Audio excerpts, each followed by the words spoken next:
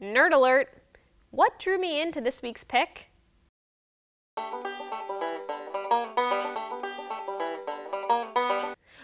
Well, not that exactly, but I did want to read The Pull of Gravity because of the way it weaves in Of Mice and Men. And once I started reading, I guess you'll have to stay tuned.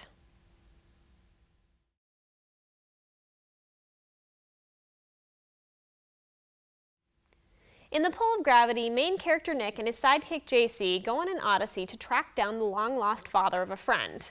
But their friend isn't just any friend, and the reason for their quest isn't just any reason. Their friend Scooter is dying from an incurable disease, and he wants his dad to have his book back, a signed first edition of Mice and Men. As stories go, The Pull of Gravity isn't nearly as depressing as Of Mice and Men, but the two do have some things in common. Perhaps the most significant is the way both books deal with dashed dreams. In Of Mice and Men, dashed dreams are to be expected. In The Pull of Gravity, things not turning out the way you thought they would might be real life, but that doesn't rule out the possibility of hope. And that's what I liked about The Pull of Gravity. The hope, and the friendship at the heart of this book, and all the sweet, funny, and awkward moments which made this a story that I started out reading because of Mice and Men, but which I finished because it was worth it in its own right.